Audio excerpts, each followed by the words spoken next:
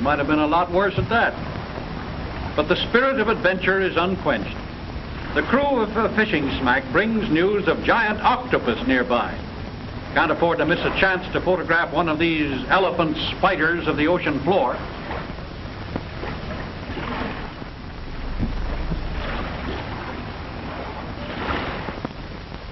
The diver is going to try and locate the octopus and pose him for the camera. The ocean floor is a dream world, silent, vast, mystic, unreal, lonely beyond words, beauty that haunts one, majesty all its own, inhabited by strange, weird creatures like this great sea anemone, so named because it looks like the windflower. You've seen little ones on the rocks at low tide, long tentacles like the petals of a lovely flower, but when touched they close up into a compact ball. Like the giant ray, it lives by scooping in its prey and sucking it to pieces. Now watch how quickly the fish that our boys throw down is enclosed in that living sepulcher.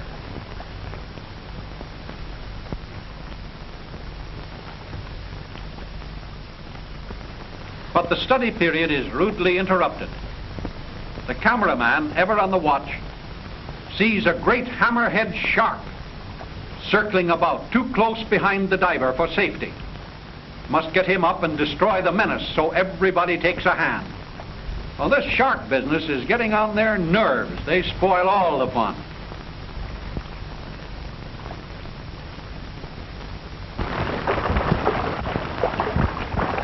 The shark family takes many queer forms. The hammerhead is about the strangest and one of the most dangerous. The barb and heavy line don't do the trick fast enough, so the captain puts a few slugs of lead into it. But even that doesn't stop a shark unless by chance one happens to sever the spinal column. Well, all right, diver. We've got him out of the way. Let's go. You know, this diver's rig isn't the easiest thing in the world to handle.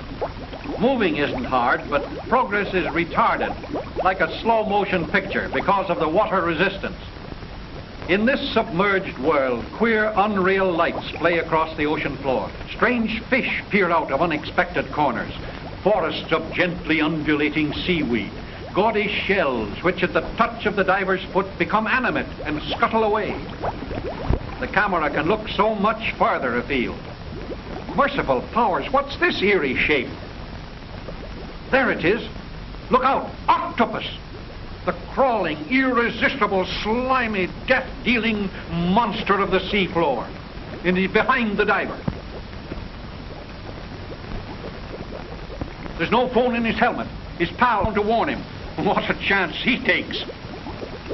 Good man, make him see! Oh, strange indeed are the wonders of the 8 great, immensely powerful arms, each with its 2 rows of deathly suckers. Ooh, look out! That slithering death is right on you! He'll crush your bones into jelly! Look out, boy! Look out! Quick, now, quick! The helmet and boots. They're too heavy. Get out of them! Get out of there! Oh, thank goodness. Oh. Well, let's call this fellow names, too. He deserves to be sworn at. You old cephalopod, that's you. Octopus punctatus, accent on the punk. Say, that was a close call. 3 days out from Acapulco, dragged offshore by a good tug, refitted, restocked, everybody happy and raring to go. The only thing that couldn't be replaced was the diver's rig. That's probably decorating the parlor of some mermaid by now. Hello, there's something that looks interesting. Interesting. I should say it is. Big news. What the newspaper man would call a whale of a story. This is a real whale, 120 feet long. Whales are strange creatures, mammals, originally land animals. There she blows. They're warm-blooded, breathing air by lungs, having babies, not eggs, and nursing them with milk. Their greatest enemy is the swordfish, a monster mackerel. And there goes one now. Straight for the whale's vulnerable belly he goes. Through ages of poking into other people's business, this fellow's nose has lengthened out until in big fish it attains a length of 5 or 6 feet, sharp enough to drive straight through the side of a small boat. What a schnoz, what a schnoz. This swordfish is without doubt the gamest fish that swims the ocean. He goes after whales like a terrier after a bull. It's instinct, of course. Often a swordfish will charge a ship and drive his snout into the planking until it breaks short off.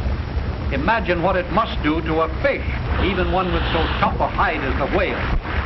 What a fight, what a fight! The swordfish has all the advantage of quicker turning, sharper weapons.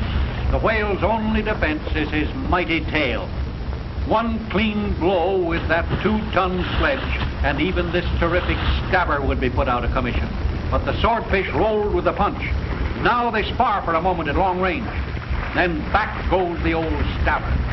Caesar's good, what a battle. Threw him clean out of the ocean.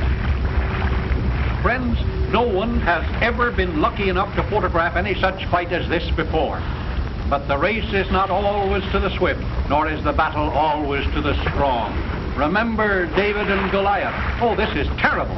Leviathan enraged, dangerously wounded. Well, there can be only one end to this fight. Our boys decide to put the gallant old monster out of his misery. For this attack might go on for days. Remember, this whale weighs not less than 120 tons. There's a lot of him to die. This is risky work. It takes nerve to go in under those terrifically slapping tails and put a harpoon into the poor old beaten monster. But they're going to do it. Now. Zam! This new irritation sends the giant off on a new tack. Up he comes and out he goes. Look out for sharks, boy. Poor old whale. What a tragedy of the sea. How many times this happens no one will ever know. There isn't always a camera so handy to record the battle. And even when our boys have captured the whale, the villains still pursued her. They signal a commercial whaler way off to leeward, as there's no hope of salvaging the valuable oils and fats of the huge windfall. They tell her to come a-running before the prize collapses and sinks. Once the breathing ceases, the huge body can no longer stay afloat. The whaler's fish captain gets ready his harpoon gun, the Sven Foyn gun, invented by a Scandinavian of that name. Come on, men, come on, get it over with. The poor devil's dying. The same old story. We must be cruel only to be kind. Now, give it to eat!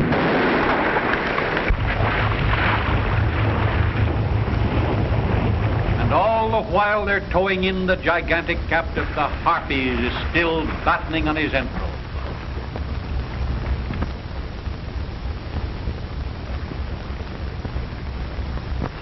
This Christmas present is worth at least $3,000 to the whaler. Now get the airline out, boys. Pump in the air. Don't let him sink now. Ooh, look at those great gaping wounds made by that demon of a swordfish. Fish from hell, that's what you are. You certainly had a lot of nerve tackling the big, strong feller. 600 pounds against 240,000. Now they're pumping him full of air. Ooh, what a mess you made of it, you. But the boys say, we'll give you a break, Mr. Schnozzle. We're going out and get you with a rod and reel. That ought to be some sport. Yes, sir, when you talk about thrills, this game of fighting the monster swordfish with a rod and line certainly takes the pennant. I say, watch. They're going to show you a most unusual camera shot. It's like a fish-eye view of things. Now look underneath the boat and see the propeller in action. Now anybody who hasn't a firm grip on his emotions had better not look anymore, for something's going to happen around here, and I don't mean maybe. There he goes. You old boys who can remember the thrill that came when first you felt a tug at the cork on your line in the old mill pond when a 6-ounce perch grabbed your worm, maybe you can figure this thrill. 600 pounds or so of the fightingest, maddest fish that ever snapped a hook is out there on the end of that slapping line with the reel singing its protest. Bring him up, bring him up, bring him up. Reel in, reel in. If he doubles on that line, you'll lose him. Wrists of iron are certainly needed for this work. Great catfish. What a leap. Whoa, another mad leap. Take up the slack. Take it up quick now. Up he goes again. Don't let him trick you, mister. Don't let him trick you. Oh, what a mighty surge that was to carry a quarter of a ton of fish clear out of the water. Would I say the swordfish was game? Now it's settled down into a battle of wits. How'd you like to run a handbook on this event? The fish knows that his only chance is to leap and turn in the air and try to foul the line so that he can double back on it and snap it off. How does he know it? Well, how does he know how to swim in the first place? Instinct. The primal instinct of all created things. Self-preservation. There he goes again. Impossible, you say? Well, there it is. The camera can't lie. But he's a desperate fish. A black-hearted scoundrel, of course, but you've got to hand it to him for the fighting spirit. Yes, sir, this is a real battle. Oh, murder and ounce. That leap surpasses them all. And to think that this little trifling line is expected to control such a stupendous battering ram as the swordfish has proved himself to be. It's just one desperate leap after another, and each time the human adversary must be on his toes, ready to reel in, to slack off, to play this brute as you would a mountain trout. But he's got to end sometime. He's bound to tire himself out at that rate. It looks to me as if he'd just about shot his bolt now. Steadily, slowly, patiently, but relentlessly, the captor is bringing the floundering demon closer and closer to the boat. Ah, this is going to be something else again, Morris. It's all well enough to hook him and play him in close, but what kind of man is this who thinks he can gaff this demon? Don't lose him, feller, don't lose him. Dig in your toes, boy. Get your heels under a seat. Stick to him, boy. Stick to him. Slip's taking over. Now heave away. Afraid you're going clean out of your class, old chap. Now you got him again. Put a twitch on his nose, boy. Ride him, cowboy. Now look out for his heels.